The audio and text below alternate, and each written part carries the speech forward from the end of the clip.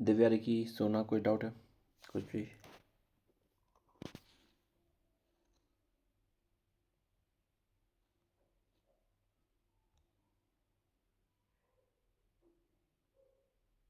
हम्म, सब ठीक है? आवाज़ सही है? पीपीटी सब सही है? सारा कुछ everything is okay?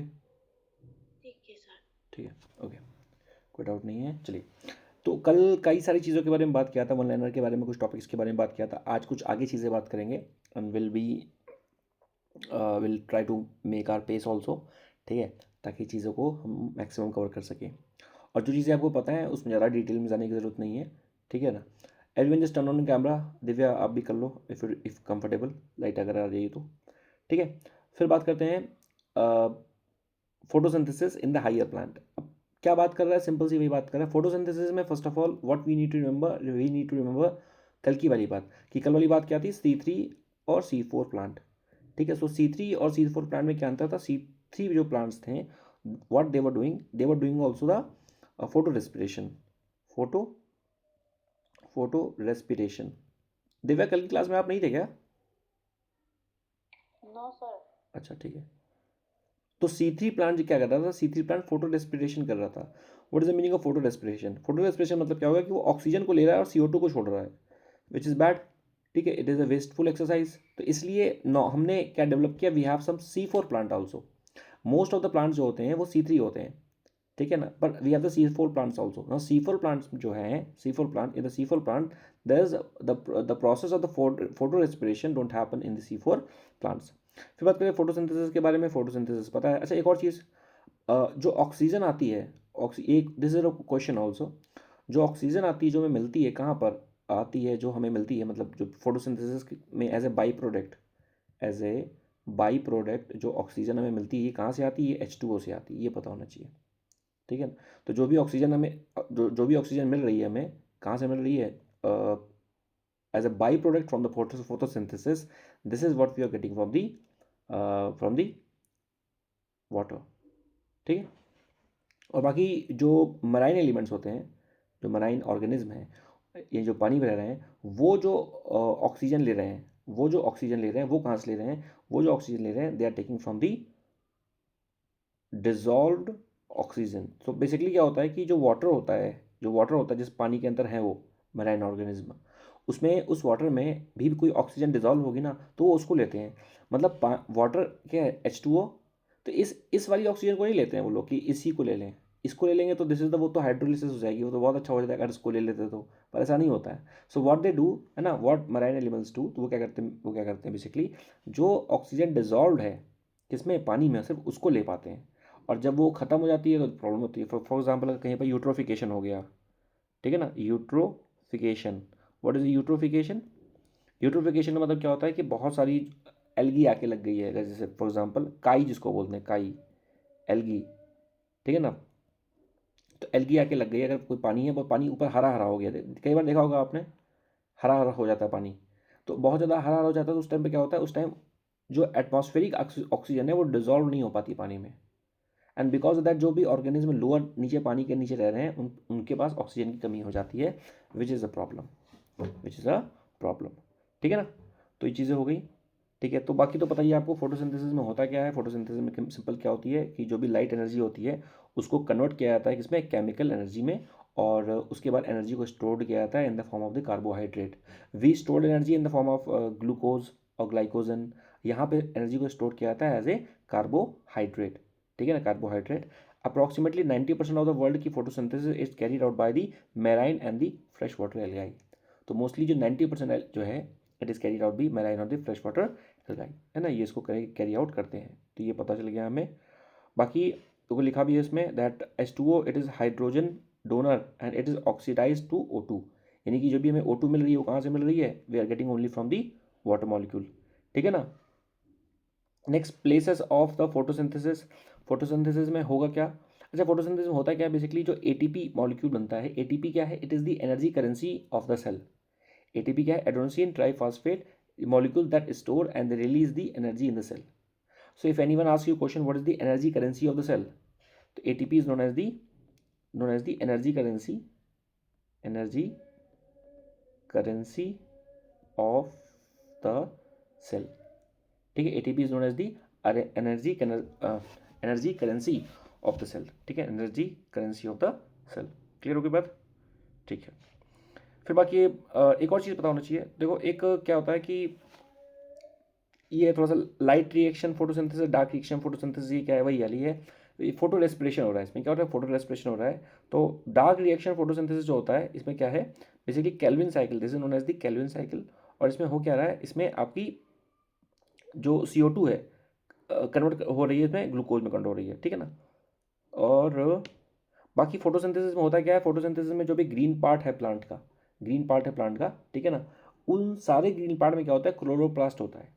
All the जितना भी ग्रीन पार्ट है, whether it is leaf, whether it is stem, whatever, ठीक है ना, whatever green part is there, green part is there, उसमें होता है, क्या होता है, क्लोरोप्लास्ट होता है। और विद द क्लोरोप्लास्ट, उसी क्लोरोप्लास्ट में क्या होता है, उसी क्लोरोप्लास्ट की सहायता से क्या होता है, फोटोसिंथेसिस, ठीक है, की प्रोसेस होती है। Clear. And in the leaves we have seen the stomata, stomata जो पोर्स होते हैं, they are responsible for the transpiration, और सारी चीज़ें वी हैव सीन। इसमें थोड़ा सा पढ़ लेते हैं, फोटोसिंथेसिस अगर in the mesophyll cells which contain the chloroplast.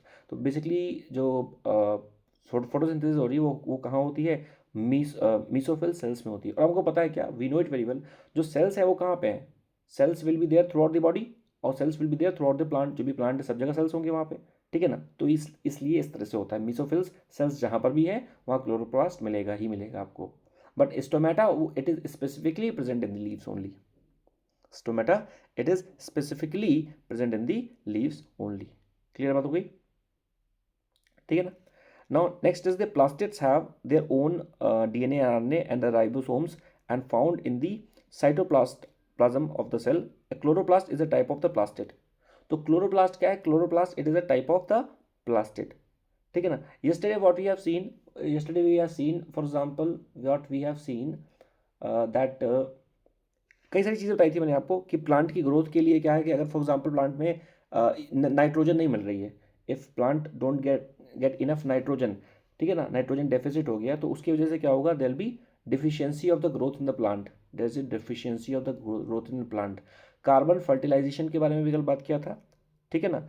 Manganese it is the main component of the chlorophyll, this is something which is very important, ये वन लाइनर में आ सकता है, which is the main component of the chlorophyll. So manganese it is the main component of the chlorophyll. Chlorophyll molecule absorbs the red, blue and the violet visible spectrum, इसको absorb करते हैं। Red light is the most effective and blue light is the second most effective. So we know it very well कि overall if there is a white light, so white light है ना, if it is क्या हो गया, we know that if there is a white light, अगर ये white light आ रही है यहाँ से, ठीक है, सो white light will pass through this prism and it will be divided into the seven colours and all these colours have different frequency, different wavelength, ठीक है ना। ओवरऑल जो विब ग्योर ऐसे होता है ना, लास्ट में आर आ जाएगा रेड। सो रेड की wavelength is maximum, frequency is minimum, and frequency depends किस पे करती है, फ्रीक्वेंसी डिपेंड करती है एनर्जी पे। तो जितनी ज़्यादा फ्रीक्वेंसी होगी उसकी एनर्जी उतनी ज़्यादा होगी।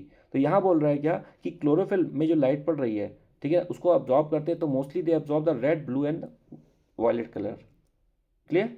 एंड मोस्टली अगर बात किया जाए तो इधर रेड और ब्लू, इसको मोस्टली क्या करते हैं, मोस्टली इसको ये अब्जॉर्ब करते हैं, ठीक है, ओके। एंड आफ्टर दैट क्या बात करना है, देखो ये तो लिखा है, हम बात कर चुके हैं C3 प्लांट्स के बारे में। C3 प्लांट्स क्या है, फोटो रेस्पिरेशन हैपन होती है C3 प्लांट्स में, यानी कि plant involve in the Uptake of the oxygen and release of the CO2 in the presence of the light. It is the wasteful process consumes the energy and release the CO2। सो दिव्या कल हमने ये बताया था, इसके बारे में बताया, C3 और C4 प्लांट के बारे में बताया था। C3 प्लांट ऑक्सीजन को लेने लगते हैं और कार्बन डाइऑक्साइड को छोड़ने लगते हैं, this is the main problem, ठीक है ना। So this is the difference between the C3 and C4 plant. ज़्यादा डिटेल में जाने की जरूरत नहीं है, डेटा बहुत सारा है, पर हमें सिर्फ अपने काम का डेटा समझना है यहाँ पे, ठीक है ना। So we have done with the C3 and C4 plant. Next which is important is the overall what are the factors that affect the photosynthesis. तो फोटोसिंथेसिस तो हो रही है, तो but what are the factors that are affecting the photosynthesis, amount of light हो गया, overall structure हो गया, है ना, शेप हो गया, साइज हो गया, दीज थिंग्स। फॉर एग्जाम्पल अगर बात किया जाए तो overall the size, age and the orientation of the leaves. So leaves कैसे बनी, उनका size, age, these things affect the overall photosynthesis. Mesophyll cells में क्या प्रेजेंट थे, मीसोफिल सेल्स में क्लोरोप्लास्ट प्रेजेंट था, So mesophyll cells and the chloroplast and the internal CO2 concentration and the amount of the chlorophyll also affect the photosynthesis. जब मैंने कल ये बताया था, क्या बताया था, when I told you about the carbon fertilization, carbon fertilization. So there I told you, मैंने क्या बताया था कि if you take a plant, अगर हम एक प्लांट ले लें, ठीक, और उस प्लांट के क्या करें, आस पास में एक गैस रख दें, एक gas chamber filled with CO2, और हम इसको रिलीज़ करें, CO2 को रिलीज़ करें. So what we have seen कि if we going to put this plant, है ना, under the influence of the CO2, तो इसकी जो ग्रोथ होगी वो बढ़ जाएगी.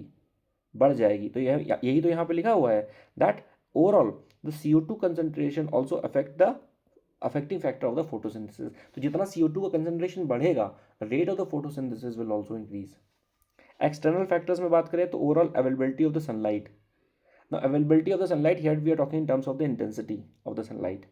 Temperature will also affect the photosynthesis. CO2 concentration देखो दोबारा आ गया, और वाटर भी जो है फोटोसिंथेसिस को अफेक्ट करेगा. अगर पानी नहीं है तो दिक्कत होगी, ठीक है ना. तो ये चीज़ें पता होना चाहिए कि what are the factor that are responsible for the photosynthesis, ठीक है ना. मैं इस PDF को थोड़ा छोटा भी करके दे दूंगा आपको, मतलब कुछ बेकार की चीज़ जो हटा भी दूंगा इसको, ठीक है ना. नेक्स्ट वन मोर थिंग, कुछ और वन लाइनर आ सकते हैं. आर्टिफिशियल जो सनलाइट होती है वो भी फोटोसिंथेसिस करवा सकती है. So for example if you have a plant inside your room, so that could also flourish. उसमें पानी डालते रहो, फ्लरिश कर जाएगा.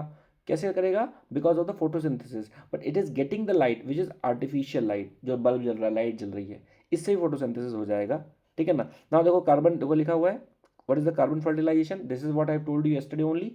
तो कार्बन फर्टिलाइजेशन क्या होता है कि अगर हम कार्बन का कंसनट्रेशन बढ़ा दें, CO2 कंसनट्रेशन बढ़ा दें in front of a plant, और if the plant is exposed to the CO2, ठीक है ना, तो उस कंडीशन में क्या होगा, उस कंडीशन में उसकी जो फोटोसिंथेसिस की जो पूरी प्रोसेस है वो इंक्रीज कर जाएगी, ठीक है. तो increase of the plant growth due to increase in the concentration of the carbon dioxide.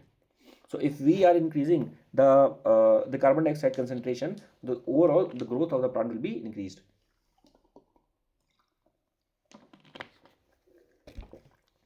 ठीक है.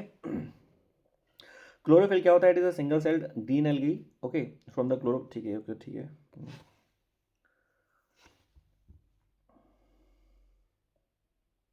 ओके, उसके बाद दो चीज़ें और पता होनी चाहिए. First is the breathing, second is the respiration, ठीक है ना. Now this is not only in the context of the plant breathing, we also do breathing, plant also do breathing. Now तो ये दोनों जगह यूजफुल है आपको, ऐसा नहीं है. तो अभी जब हम ह्यूमन फिजियोलॉजी पढ़ेंगे ना, तो वहाँ पर भी ये सारी दोनों चीज़ें आएंगी, वहाँ पर भी ये दोनों बातें आएंगी, that what is the breathing and what is the overall respiration. So यहाँ पर अगर बात किया जाए, so breathing, what is the difference between the breathing and the respiration. So breathing is what, breathing is it is a physical process. It's like I'm inhaling and exhaling of the air is known as the breathing.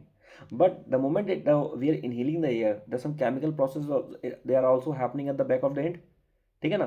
तो वो भी क्या हो रही है, back में chemical process हो रही हैं. तो उस केमिकल प्रोसेस जो हो रही है प्रॉपर उसको हम लोग बोल रहे हैं respiration. And the physical breathing जो हम ले रहे हैं, this is only known as the breathing. बात समझ, इनहेलिंग एंड एक्सहेलिंग. तो इनहेलिंग एंड एक्सहेलिंग उसको बोलते हैं breathing, which is a physical process.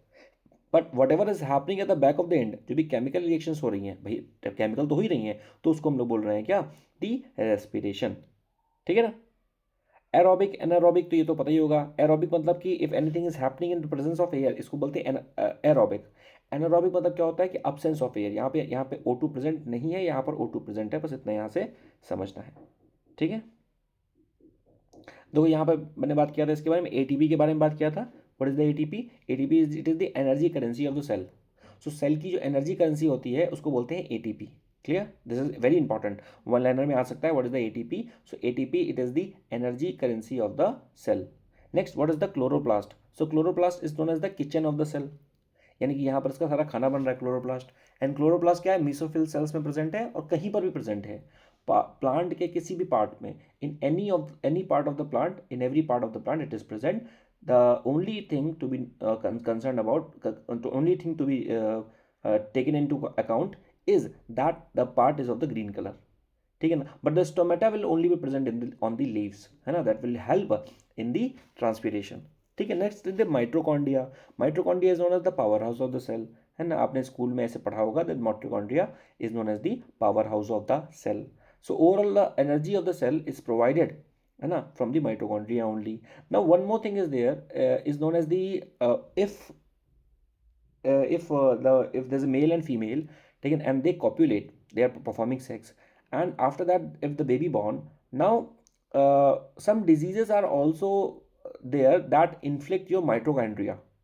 So let's say for example, if there's a if there's a lady and lady has some infection or some disease in the mitochondria, okay, so in that case the baby will also going to suffer from the same disease of the mitochondria. But in the next case, let's say if there's a male and the male is having infected mitochondria, which is infected with some sort of disease, so that disease will not going to be transferred to the child. क्यों? क्योंकि जो mitochondria होता है ना, mitochondria, तो mitochondria first of all, mitochondria में जो भी बीमारी होती है that can only pass to the female. तो ये थोड़ा सा याद रखना, ये थोड़ा सा अच्छा क्वेश्चन बन जाता है. तो माइट्रोकॉन्डिया में जो भी बीमारी है विल ओनली बी पास और will only be can be pass from the from the females only. तो मेल्स के द्वारा वो पास नहीं हो सकता है. जो थ्री पेरेंट बेबी, एक है थ्री पेरेंट बेबी का जो कॉन्सेप्ट है वो भी यहाँ से ही आया है. क्लियर? वन मोर थिंग, तो ये अच्छा क्वेश्चन बन गया. इससे थोड़ा हल्का क्वेश्चन कौन बनेगा, इजी वाला क्वेश्चन बनेगा. क्या बनेगा? वी नो द कि न्यूक्लियस में सेल्स होती है, सेल में क्या होता है, न्यूक्लियस में ये हमारा डीएनए हो गया. न्यूक्लियस में क्या है, न्यूक्लियस में हमारे पास डीएनए है, वी नो इट. ठीक है ना. But apart from the nucleus where we can find the DNA, so we can find the DNA in the mitochondria also, in a very small or in a very meager amount. ठीक है, बहुत कम मात्रा में हमें DNA मिलता है कहाँ पर, माइटोकॉन्ड्रिया में. क्लियर होगी बात? तो माइटोकॉन्ड्रिया में भी हमें डीएनए मिलता है but in a very small quantity, बहुत स्मॉल मात्रा में हमें डीएनए मिलता है इन द माइटोकॉन्ड्रिया. इतनी बात क्लियर होगी? ठीक है. तो mitochondrial diseases are the inherited from the mother because only the mother passes the mitochondria DNA, that is the mDNA, to their children. During the conception the sperm mitochondria are destroyed. तो जो sperm mitochondria होता है, जो mail का sperm होता है, उसमें जो mitochondria होता है वो डिस्ट्रॉय हो जाता है. तो ये पता होना चाहिए आपको. ठीक है ना. स्टोमेटा के बारे में बात कर चुके हैं. ग्लाइसोलिसिस क्या होता है? द प्रोसेस इन दी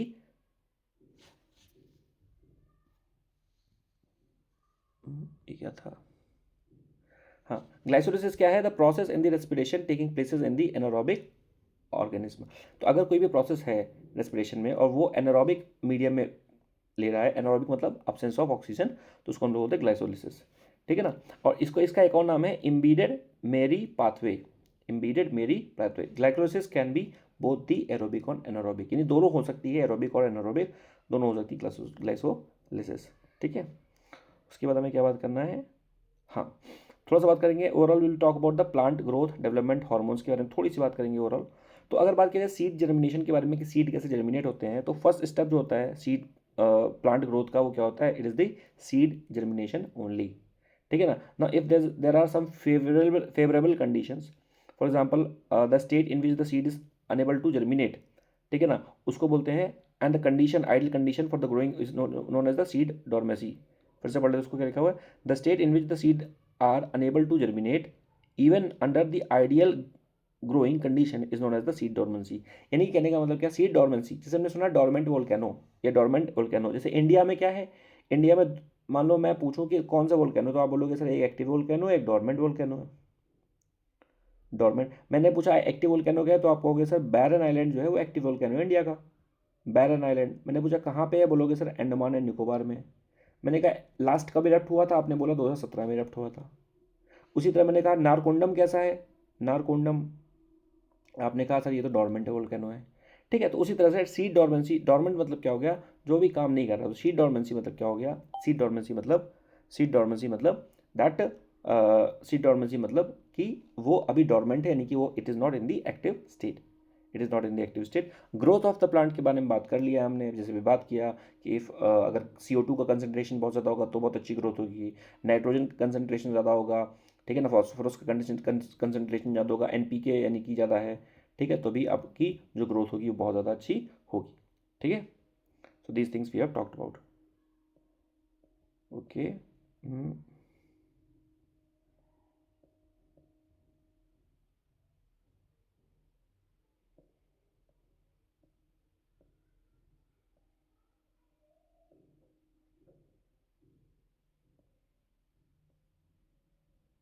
ठीक है, ओके।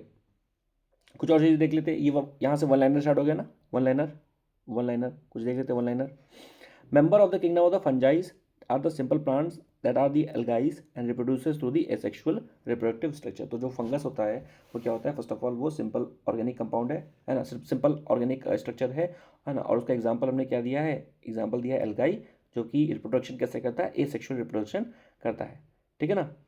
उसके बाद बात क्या क्या है, बात क्या किया था मैंने, क्या किया था कि ओके, ठीक है। जो एनिमल्स में अगर बात किया जाए तो एनिमल्स में हमने जैसे बात की, जैसे अभी बात की इसकी फंजाई के बारे में, तो फंजाई क्या है, फंजाई एल्गाई है, और वो कर क्या रहा है, ए सेक्शुअल रिप्रोडक्शन कर रहा है, यानी कि सेक्स नहीं हो रहा वहाँ पे, क्लियर। नाउ मेटिंग नहीं हो रही, सेक्स मतलब मेटिंग नहीं हो रही है। नाउ एनिमल्स में तो क्या हो गया, एनिमल्स में हमने बात कर लिया, we can use the term asexual reproduction, ठीक है ना। If we going to use the same term in the plant तो कैसे यूज करेंगे। So in the plant, what we say, we don't say asexual reproduction, we say there the vegetative reproduction. Now vegetative reproduction क्या होता है, I told you already. Vegetative reproduction, no, reproduction in the plant can be happen from two ways. पहला क्या, seed germinate हो रहा है, और seed germinate होकर प्रॉपर फ्लावर बन रहा है, फिर प्लांट बन रहा है, so these things are happening, that is the true fruit. And now if the fruit is generating और जनरेटिंग फ्रॉम द सीड, तो उसको बोलते हैं ट्रू फ्रूट। और अगर वो सीड के अलावा किसी और पार्ट से बन रहा है प्लांट के, that's known as the vegetative reproduction, और ट्रू फ्रूट नहीं होगा। तो what is the meaning of vegetative reproduction, आपने किसी प्लांट का एक पेड़ ले लिया, किसी प्लांट का किसी को एक पार्ट ले लिया, let's say you have taken a branch of a tree, और उसको आपने लगा दिया, आपने सीड नहीं लगाया, उसको लगा दिया, फिर भी आपका पेड़ आ गया, तो वो क्या, that is the vegetative production, ठीक है। तो इसी को क्या होगा, यानी कि vegetative production it is just the other name of the sexual asexual reproduction which happens in the plant, which happens in the, हाँ, एनिमल्स, ठीक है। ये हो गया। एक और चीज़ है, एक टर्म आता है terror of Bengal. Terror of Bengal, terror of Bengal क्या है, टेरर ऑफ बंगाल बोलते हैं, इसको बोलते हैं वाटर हाइना। शायद आपने देखा होगा water hyena, this is known as the water hyena, water hyena, ठीक है। तो ये वाटर हाइना क्या है, वाटर हाइना जो होता है बेसिकली ये एक प्लांट है ना, एक फ्लावर है ना। This is an invasive species, क्या है, इन्वेसिव स्पीशीज। इन्वेसिव, इन्वेसिव का मतलब क्या होता है था मैंने, इन्वेसिव, इन्वेसिव, इन्वेसिव का मतलब क्या हो गया कि it is not found in India, हम इसको बाहर से लेके आए हैं। क्यों लेके आए थे भाई, ताकि क्योंकि ये देखने में बहुत अच्छा लग रहा था, सोचा था हमने कि इसको सजाएंगे अच्छा लगेगा, पर ये बहुत ज़्यादा फैल गया, और ये इतना ज़्यादा फैल जाता है कि अंदर, इफ़ दिस इज़ वाटर, तो उसके अंदर भाई दिल बी ऑर्गेनिज्म, तो ये जो ऑर्गेनिज्म है ये फ्लरिश नहीं कर पाते हैं, ये ऑक्सीजन सक नहीं कर पाते, ठीक है ना, इनको ऑक्सीजन इनफ नहीं मिलती है, तो ये क्या, डेथ होने लगती है। तो ओवरऑल ये इकोसिस्टम के लिए नहीं अच्छा, देखने में सिर्फ अच्छा है। So they are known as the terror of Bengal, है ना, एक्वाटिक प्लांट, इसका नाम है वाटर हाइसा। It is the most invasive weed found growing, it drains the oxygen from the water, यानी ऑक्सीजन जो है वाटर से खत्म कर देगा, leads to the death of the fish, so they'll be death of the fish. Introduced in India, beautiful flowers shapes of the leaves and propagate vegetatively. तो ये basically क्या है, ये इसको इंट्रोड्यूस क्यों किया था, क्योंकि ये ब्यूटीफुल था बहुत ज़्यादा, ठीक है ना, इसकी जो लीव्स बहुत ज़्यादा ब्यूटीफुल थी, ठीक है ना। And how it propagate vegetatively. So what is the meaning of vegetative propagation, कौन बताएगा, रिक्की बताइए, 3 बार बता चुका मैं, बताइए वेजिटेटिव रिप्रोडक्शन, रिक्की।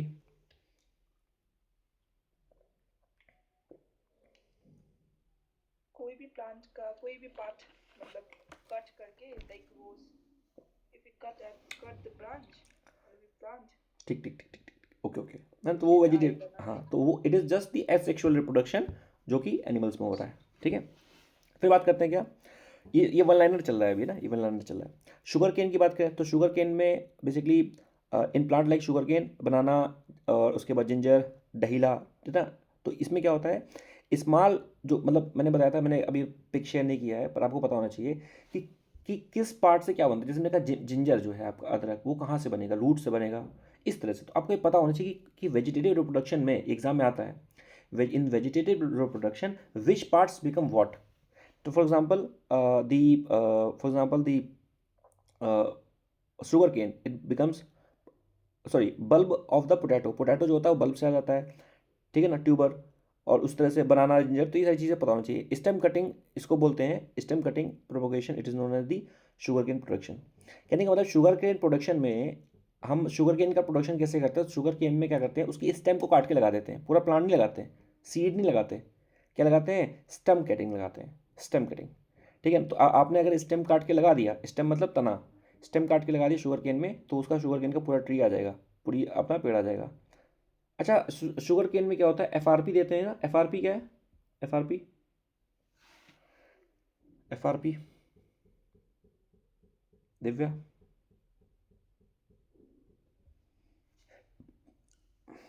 देखो एमएसपी पता है ना, एमएसपी, एमएसपी के पास लीगल गारंटी नहीं है, this is no backing, legal backing in the case of MSP, पर एफआरपी के केस में we have the legal backing. ठीक है, और एफआरपी किसके देते हैं, FRP is nothing, FRP is just MSP, FRP is the name of MSP in the context of sugar cane only. तो शुगर केन के कॉन्टेक्स्ट में एमएसपी को एफआरपी बोलते थे बस, और एफआरपी की लीगल बैकिंग है।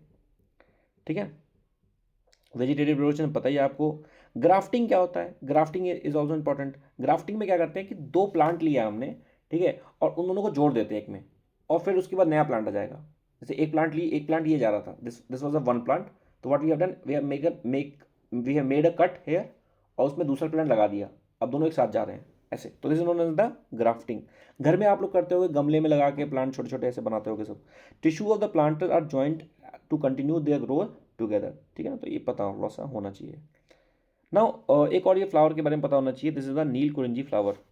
नील कुरिंजी फ्लावर, नील कुरिंजी फ्लावर जो है ये मिलते हैं तमिलनाडु के आसपास। ठीक है, हिल्स है वहाँ पे, कौन से हिल्स है, नीलगिरी हिल्स।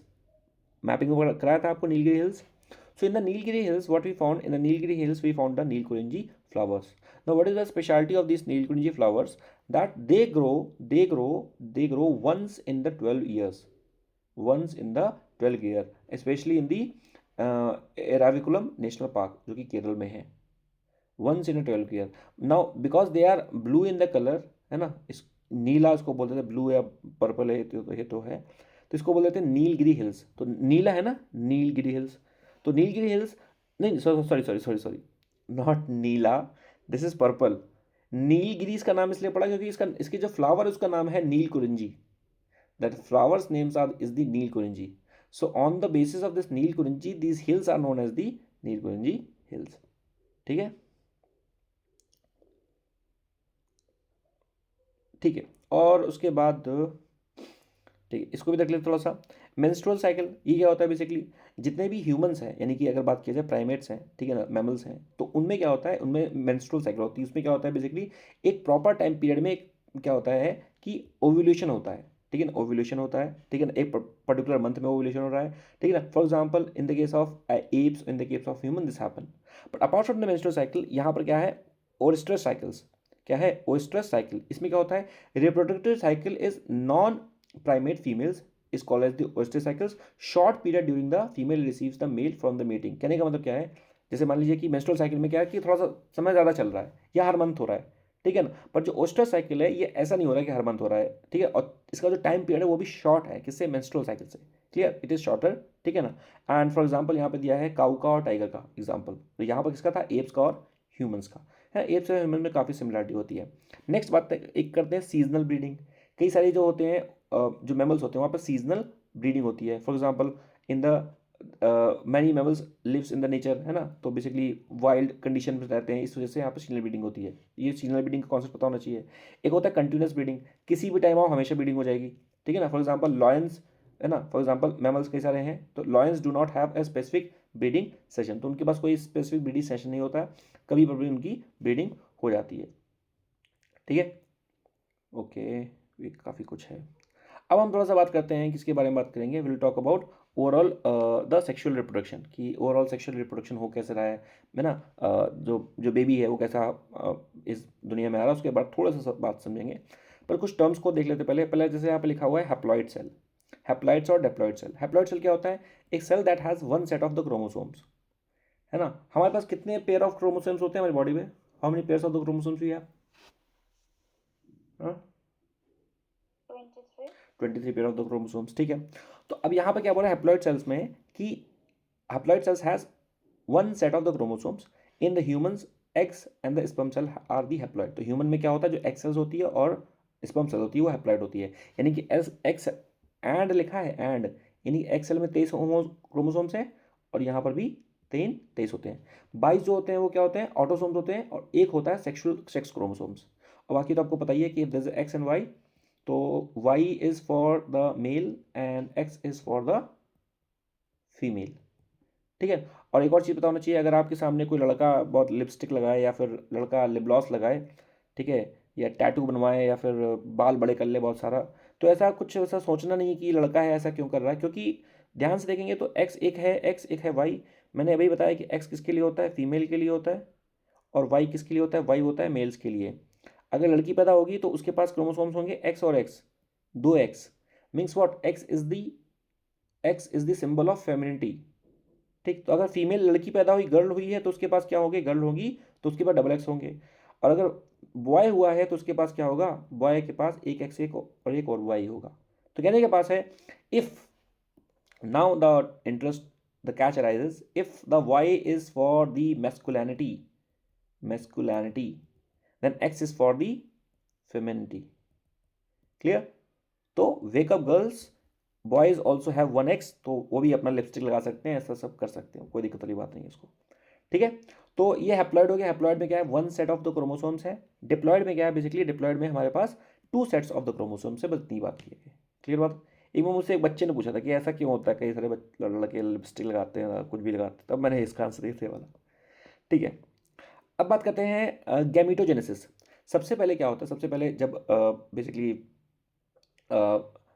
जब गैमीट मिलता है, जैसे यानी कि जब मेल स्पर्म, ठीक है ना, और फीमेल का जो ओवल है वो मिलता है, तो उसके सबसे पहले जो होता है, सबसे पहले गैमीट का फॉर्मेशन होता है। फॉर एग्जांपल यहाँ पर लिखा होता है मेल स्पर्म, तो मेल स्पर्म आ गया मान लीजिए, और उसके बाद फीमेल का ओवम आ गया। ठीक। अब दोनों मिलकर क्या फॉर्मेशन करेंगे, दोनों मिलकर गैमीट का फॉर्मेशन करेंगे। इस पूरी प्रोसेस को बोल दिया गैमीटोजेनेसिस। कितना ईजी है ना, मेल का स्पर्म आया, फीमेल का ओवम आया या एग आया, और दोनों ने मिलकर गैमीट का फॉर्मेशन कर दिया। और गैमीट जो होते हैं वो हैप्लोइड सेल्स होते हैं, हैप्लोइड सेल्स हो गए। यानी कि हैप्लोइड सेल्स का मतलब क्या हो गया, कि इस कंडीशन में एक ही सेट ऑफ क्रोमोसोम्स हैं, यानी कि आधे क्रोमोसोम्स आए मेल के पास से और आधे आए फीमेल के पास से। ठीक है ना, हैप्लोइड का तो मतलब यही हो ना, तो टोटल तो वन ही है, वन सेट ऑफ क्रोमोसोम्स। ठीक है ना। ओके, फिर बात करते हैं आगे थोड़ा सा और। तो हमारा गैमीट बन चुका है। ठीक है। फिर उसके बाद लिखा हुआ है, क्या लिखा है यहाँ पर, लिखा है हर्माफेट्रोडाइट्स। ये क्या है, दीज आर दी बाइसेक्सुअल।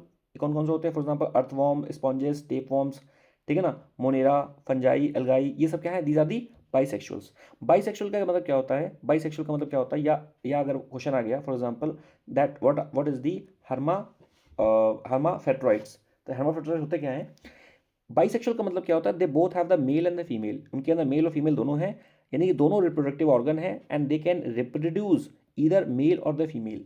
जैसे होता नहीं, फॉर एग्जांपल अगर थर्ड जेंडर है ना, ऐसे मान ले आप कुछ भी है ना, तो उसके अंदर मेल और फीमेल सब है उसके अंदर। ठीक है ना। अब एक टाइम पे वो लड़का बन जाए, लड़की बन जाए, वो उसकी मतलब, ठीक है, वो बेबी बने बेबा, वो उसके ऊपर है। ठीक है। तो ये थोड़ा सा, this is the gametogenesis. Gamete formation हो गया हमारा। ठीक है ना। उसके बाद क्या होगा, इन majority of the organism male gamete is motile and the female gamete is stationary. तो मेल गैमीट जो होता है मोटाइल होता है, फीमेल गैमीट जो होता है वो स्टेशनरी होता है। यानी कि यहाँ पर बेसिकली हम ह्यूमंस के बारे में और एनिमल्स के बारे में, दोनों के बारे में बात करके चल रहे हैं। ठीक है। एक्सेप्शंस क्या है, जैसे फंजाई है, फंजाई और एल्गाई में दोनों जो होते हैं गैमीट जो होते हैं वो मोटाइल होते हैं। मोटाइल मतलब क्या होता है, that it can transfer from one place to other place. तो अभी तक हमारा गैमेटोजेनेसिस हो गया है। अब हम करेंगे फर्टिलाइजेशन। ठीक है ना। अब फर्टिलाइजेशन क्या होता है, फ्यूजन ऑफ द गैमीट। तो अब क्या होगा, यहाँ पर डिप्लॉइड जाइगोट बनेगा, डिप्लॉइड जाइगोट बनेगा। ठीक है ना। फर्टिलाइजेशन होगा हमारा। फर्टिलाइजेशन कैसा होता है, फर्टिलाइजेशन कैन बी इंटरनल, ठीक है ना, इंटरनल और एक्सटर्नल। फर्टिलाइजेशन जो है वो इंटरनल भी हो सकता है, वो एक्सटर्नल भी हो सकता है। ठीक है ना। इंटरनल एक्सटर्नल का मतलब क्या होता है, फॉर एग्जाम्पल जैसे अगर मैं बात की जाए फर्टिलाइजेशन में, जैसे आईवीएफ के बारे में आपने सुना होगा सर, इन विट्रो फर्टिलाइजेशन। तो आईवीएफ में होता क्या है, आईवीएफ की टेक्नोलॉजी में होता क्या है कि बेसिकली अगर आपका मतलब मेल स्पर्म है और उसके बाद फीमेल का ओवम है या एग है, तो इसको क्या करते हैं, दोनों को मिला लेंगे और उसके बाद एक लैब में रख के उसको फर्टिलाइज करवाएंगे, एक लैब में रख के उसको फर्टिलाइज करवाएंगे। तो फर्टिलाइजेशन कहाँ हो रहा है, फर्टिलाइजेशन बाहर हो रहा है, और जब वो हो जाएगा तब उसके बाद उसको इंसर्ट कर देंगे। ठीक है ना, बॉडी के अंदर, फीमेल बॉडी के अंदर। तो यहाँ पर क्या हो रहा है, फॉर एग्जाम्पल जो फर्टिलाइजेशन होता है वो दो तरह का हो गया, एक्सटर्नल भी हो सकता है और इंटरनल भी हो सकता है। ठीक है ना। तो यहाँ पे क्या होगा, female gamete undergoes the development from the newer organism without the fertilization. This phenomenon is known as the parthenogenesis. ठीक है, इसके बारे में ज़्यादा नहीं समझेंगे। तो एक्सटर्नल फर्टिलाइजेशन क्या हो गया, ये कहाँ पर होता है, कई जगह पर होता है, फॉर एग्जाम्पल बोनी फिशेज में भी होता है, फ्रॉक्स में भी होता है एक्सटर्नल फर्टिलाइजेशन। अच्छा आपको पता है क्या कि मोर जो होता है, मोर वो कैसे फर्टिलाइज करता है, पता है क्या किसी को, मोर? हम्म?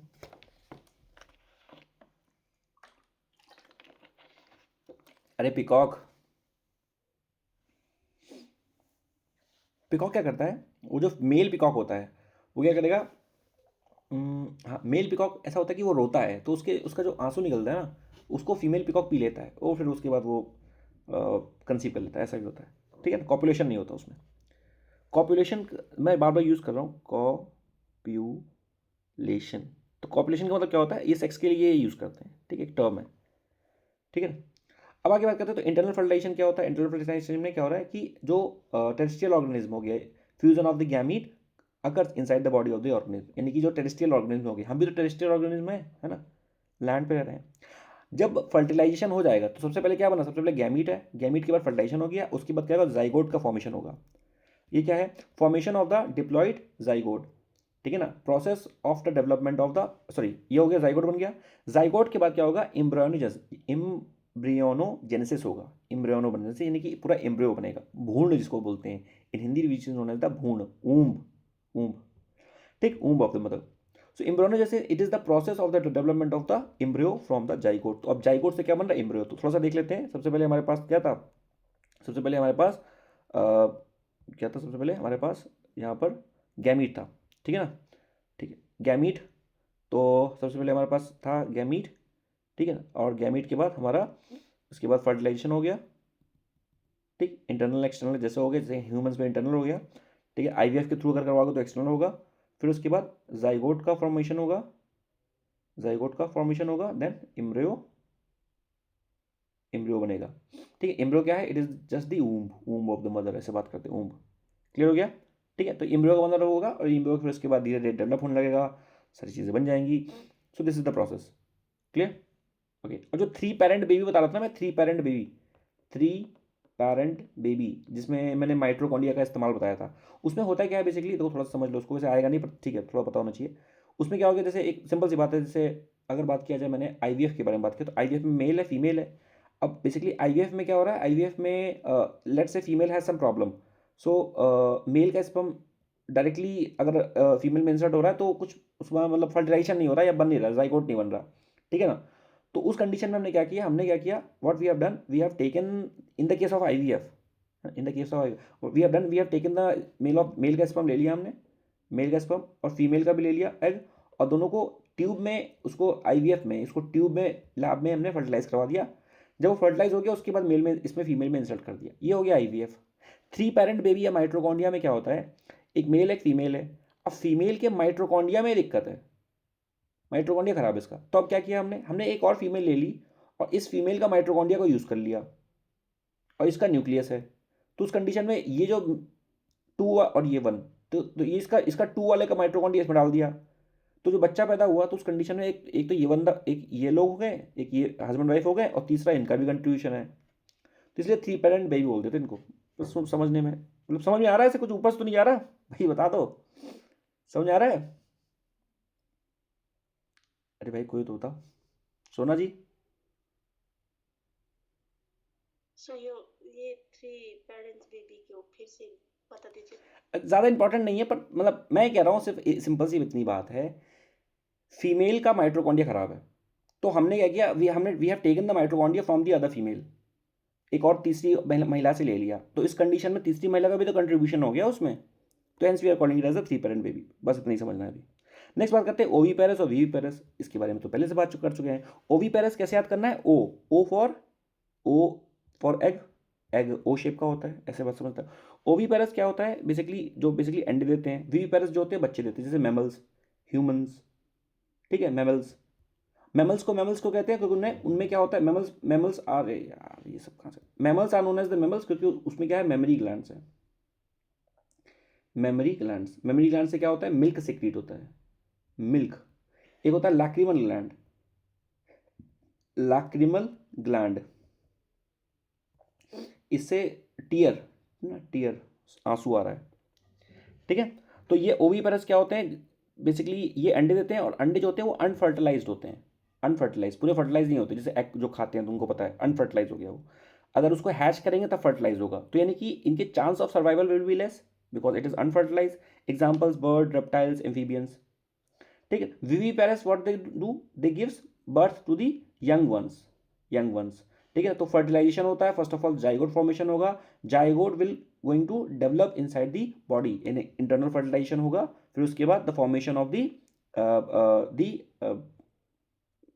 गैमीट तो पहले बन गया, जाइगोट बन गया, हाँ ऊम में जाके वो बन जाएगा। ठीक है, तो इनका जो सर्वाइवल का चांस होगा वो ज़्यादा होगा। एग्जाम्पल जो है वो एग्जाम्पल आ गया mammals, humans are also the mammals. ठीक है, एम्ब्रियो क्या पढ़ते हैं, embryo is found inside the seed and ovules develop into the seeds, ovary develop into the fruit. थोड़ा सा ये भी बताना चाहिए क्या है, एम्ब्रियो जो है, embryo is found inside the seed. तो अगर प्लांट्स के बारे में बात किया जाए तो प्लांट्स के केस में एम्ब्रियो कहाँ मिल रहा है, एम्ब्रियो मिल रहा है हमें सीड के अंदर। ओव्यूल्स जो होते हैं, ओव्यूल्स डेवलप हो जाते हैं किसमें, सीड्स में, और ओवरी बनती है, ओवरी डेवलप हो जाती है फ्रूट में। ये तो मैंने बताया था, ovary will going to be developed as a fruit, और जो फ्रूट ओवरी से बना है उसी को हम लोग ट्रू फ्रूट कह रहे हैं। ठीक है, बाकी प्लांट के तो सारे बता ही दिए थे मैंने, कैलेक्स सप्ला सब बता दिया था ना, स्टेमन, स्टाइलस, सारे पार्ट इसके बता दिए थे। तो ये तो लिखा हुआ है, ovary is the structure that contains ovules and ovules is the structure that contains excels. ठीक है, थोड़ा सा वन लाइनर और पढ़ लेते हैं। One liner, fusion of the male and the female gamete is known as the fertilization. सबको पता चल गया what is the fertilization, fusion of the female और मेल गैमीट, गैमीट के बाद जाइगोट, फर्टिलाइजेशन, फिर में जाके है ना बन जाएगा वो सब। ठीक है, फिर बात करते हैं सेल्फ पॉलिनेशन और क्रॉस पॉलिनेशन। तो पता ही था हमें है ना, एक प्लांट में है दूसरे प्लांट में है। ठीक है ना, ओके।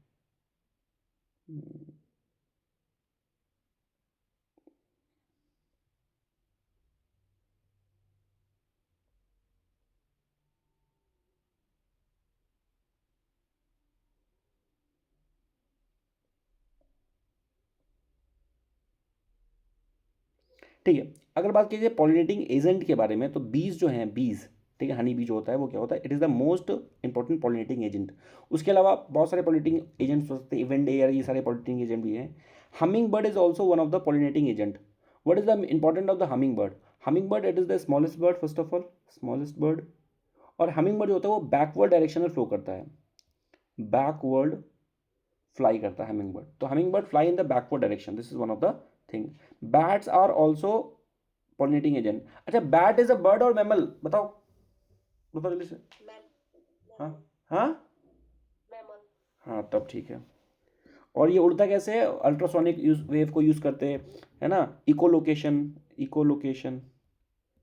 ठीक है, ओके। क्रॉप रोटेशन तो हमें करनी है, क्योंकि क्रॉप रोटेशन नहीं करेंगे तो फिर overall the strength of the soil will be, है ना, विल बी लूज।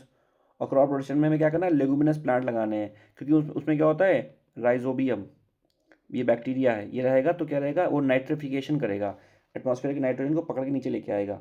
ठीक है ना, should be use non by non leguminous crop. ठीक है, लेगुमिनस क्रॉप में चना, बीन्स, ये सारे। नॉन लेगुमिनस में जो स्टेपल डाइट है हमारी, है ना, वीट और सब, ये सब आएगा। और अब बाकी जो ये होता है ना आपका मिलेट्स जो होता है, मिलेट्स, तो मिलेट्स जो है, मिलेट्स क्यों ग्रो करना चाहिए, first of all millets they use less water also, and millets जो होते हैं they are drought resistant crop, they are the drought resistant crop. तो पहले तो पानी कम चाहिए इनको, पर अगर ड्रॉट भी आ गया ना, even though they will sustain. ठीक है ना, even though they will sustain. ठीक है, ओके। बाकी ठीक है, बाकी कुछ। अच्छा, एक ये मैंगो है।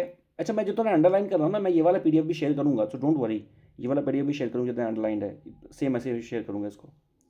ठीक है ना, अल्फांसो मैंगो जो है, अल्फांसो मैंगो, मैंगो तो बहुत जगह बहुत तरह की मिलते हैं। अल्फांसो मैंगो जो है ये महाराष्ट्र रीजन में मिलता है, बहुत ज़्यादा इंपॉर्टेंट है ना। और नीला मैंगो, नीलम, तो नीलम जो है ये साउथ इंडिया में कर्नाटक, तमिलनाडु, आंध्र प्रदेश के पास मिलता है। अल्फांसो मैंगो इंडिया से बाहर भी एक्सपोर्ट होता है।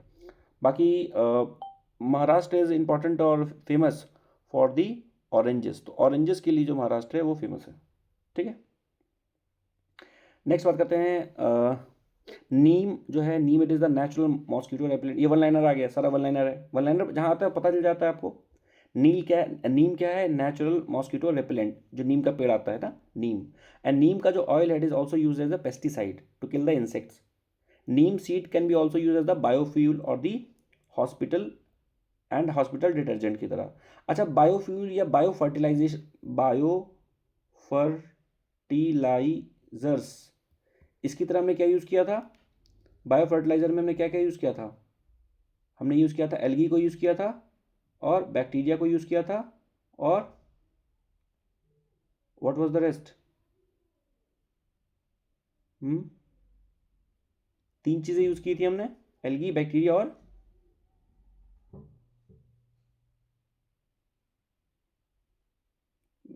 प्लांट को तो यूज़ कर ही सकते। एक और कुछ था, प्लांट तो यूज़ होगा ही, मोलास बना के यूज़ कर सकते हैं। नीम ऑयल फार्मास्यूटिकल इंडस्ट्री में यूज़ कर सकते हैं। Neem coating slows down the dissolve of the urea in the soil. ये पता होना चाहिए, is very important, very very very important. Neem coating slows down the dissolve of the urea in the soil. आपने सुना होगा नीम कोटेड यूरिया, सुना है? Neem coated urea, neem coated urea.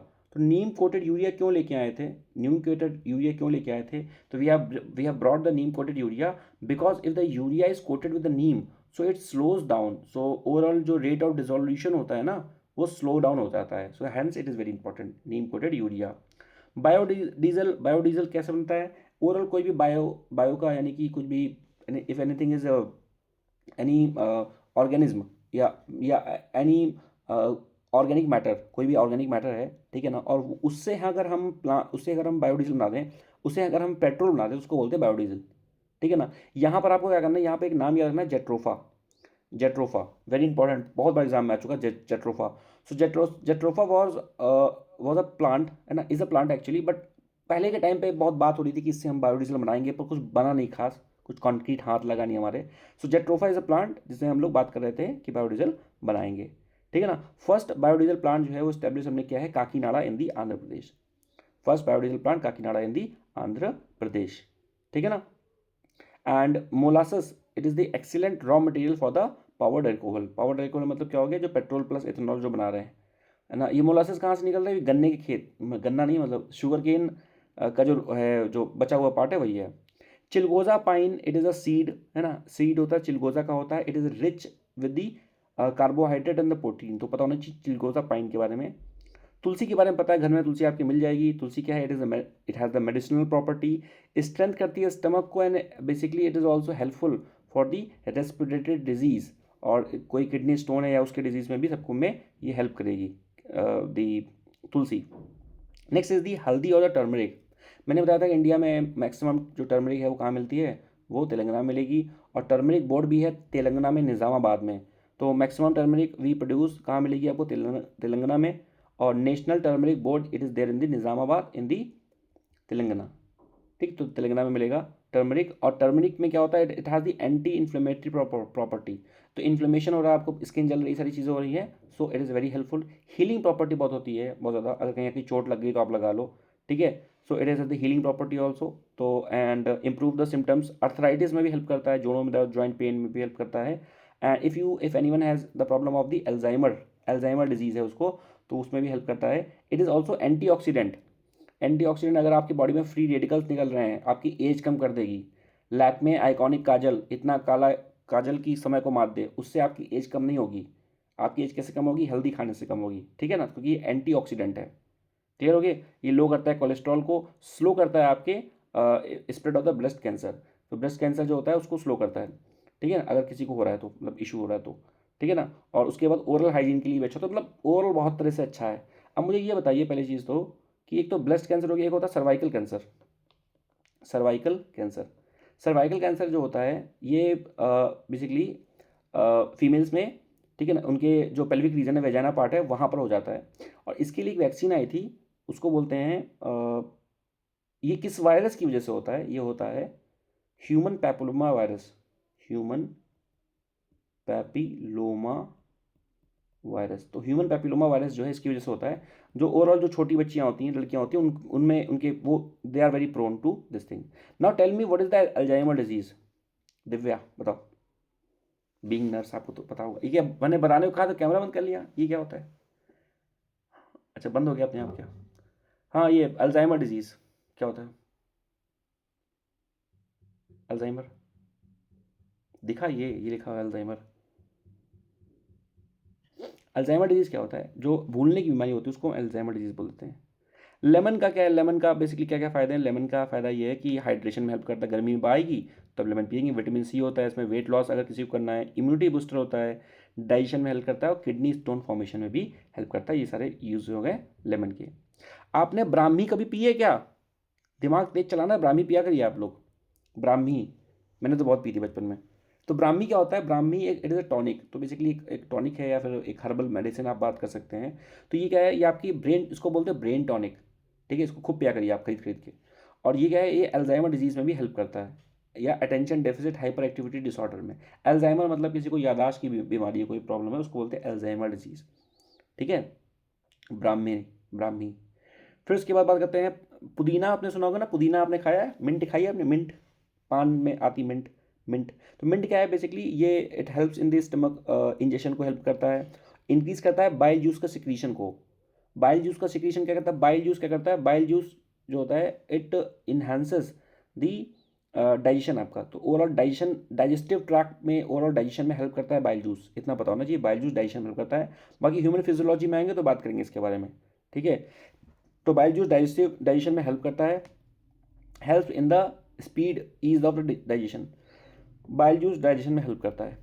Beverages के बारे में, बेवरेज तो हर आदमी बहुत बहुत सारा कुछ पीता है। बेवरेजेस में टी बहुत लोग पीते हैं। अच्छा, इतना टी कॉफ़ी जितना भी जो कुछ होता है ना, इसमें हमको कैफ़ीन ज़रूर मिलेगा, कैफ़ीन। ठीक है ना, कैफ़ीन।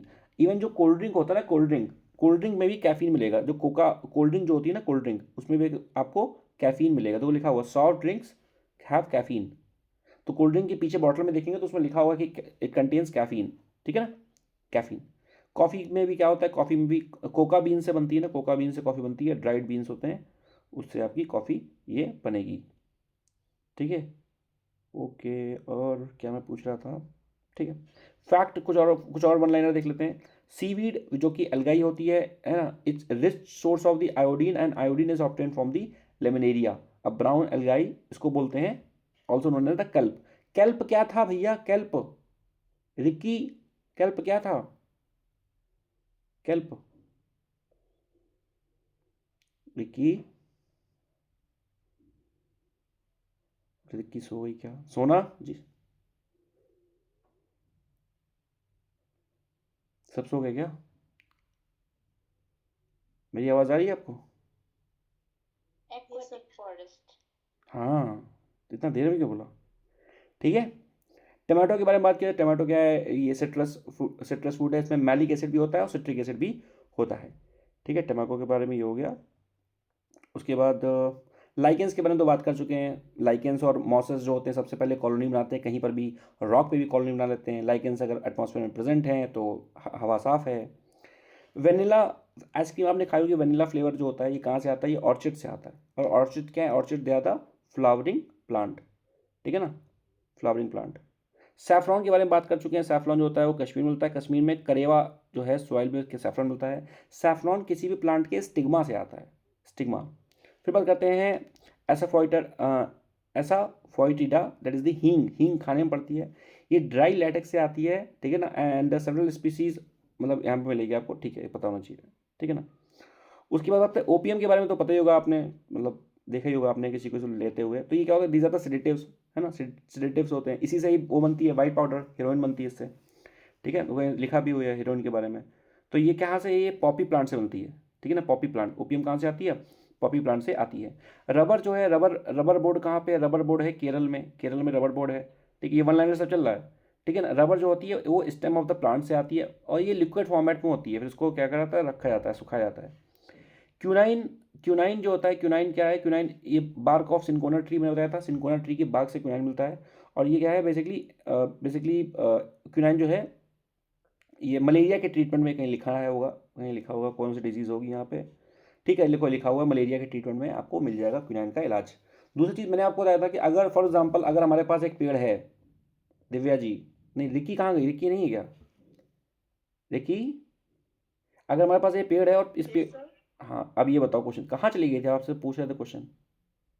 अगर हमारे पास पेड़ और पेड़ की हमने क्या क्या थोड़ी थोड़ी बार्क जो है उसकी छाल उसको थोड़ा सा काट दिया, तो पेड़ जिंदा रहेगा या मर जाएगा, डेड और अलाइव? थोड़ा थोड़ा काटा है बस हमने, मर जाएगा। क्यों क्यों मर जाएगा? क्योंकि ट्रांसपिरेशन नहीं होगा, है ना, जाइलम फ्लोएम कट जाएंगे उसके, इसलिए जाइलम कट जाएगा। जाइलम पानी जाता है कि फ्लोएम से पानी जाता है? Xylem, sir.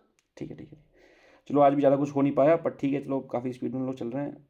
कल प्लांट डिजीज़ के बारे में पढ़ेंगे, बस थोड़ा सा बचा है हम लोग, उसके बाद हम लोग आ जाएंगे बायो फर्टिलाइजर, जो कि ये बायो फर्टिलाइजर पढ़ चुके हैं हम लोग, देखो ये पढ़ चुके। अच्छा ये था इसमें तीन चीज़ें थी, देखो मैं बता रहा था, एक तो बैक्टीरिया था, फेंजाई था, दूसरा cyanobacteria, blue green algae, ठीक है। उसके बाद हम लोग आएंगे zoology, that is the human physiology, और यहाँ से काफ़ी इंटरेस्टिंग चीज़ें स्टार्ट हो जाएंगी, क्योंकि ये ह्यूमन फिजियोलॉजी आपके बारे में है, हमारी बॉडी के बारे में, तो बॉडी पार्ट्स के बारे में आपको पता है, इसलिए यहाँ पे चीज़ें और ज़्यादा इंटरेस्टिंग लगेंगी। तो बस कल की शायद क्लास चलेगी वहाँ तक, और फिर उसके बाद हम ह्यूमन फिजियोलॉजी पे आ जाएंगे। सब चीज़ समझ में आ रही बॉडी इसमें बायो में, पहले मुझे बता दीजिए, क्योंकि थोड़ा लेंदी है और मैं चाहता था इसको और अच्छे से कराऊँ, डिटेल में कराऊँ, इसलिए मैं बिल्कुल डीप में, मतलब डीप में नहीं पर अच्छे से करा रहा हूँ, क्योंकि यहाँ से क्वेश्चन मैक्सिमम बनेंगे आपके, इसलिए। और बाकी बाद में जो अंडरलाइन पार्ट है वो मैं आपको दे दूंगा, तो वो भी आपके लिए हेल्पफुल होगा। तो समझ में आ रहा है, डिफिकल्ट तो नहीं लग रहा है एनीवन, किसी को डिफिकल्ट तो नहीं लग रहा? सोना रे की दिव्या बता दो मेरे को, कि नहीं नहीं बहुत ज़्यादा हो गया तो, क्यों? No, sir. ठीक है ना, क्योंकि इसमें वन लाइनर भी इंक्लूडेड है, पीवाईक्यू भी, सब कुछ इंक्लूडेड है इसमें with the topic. For example अगर हमारे पास ये ह्यूमन फिजियोलॉजी स्टार्ट होगी, तो इसमें सिर्फ ह्यूमन फिजियोलॉजी नहीं पढ़ेंगे हम, इसमें वन लाइनर भी पढ़ेंगे, तो कहीं वन लाइनर होगा नीचे, ये देखो वन लाइनर आगे, ये देखो ये क्या है, सब वन लाइनर है सब, ठीक है। चलिए फिर कल की क्लास में मिलते हैं, शायद आपकी क्लास है इसके बाद, तो आप क्लास कर लीजिए, फिर हम मिलेंगे कल की क्लास में। और हाँ कल तो सैटरडे है ना, कल हमारे यहाँ करंट अफेयर की क्लास है, ठीक है। तो करंट अफेयर की क्लास है कल, अगस्त वाला शायद हो गया, सितंबर स्टार्ट करना है, तो कल प्रिपेयर होके आइए, क्लास में मिलते हैं करंट अफेयर की, ठीक है। तब तक ख्याल रखिए, good bye, thank you, this is Mohit signing off, Jai Hind जय भारत।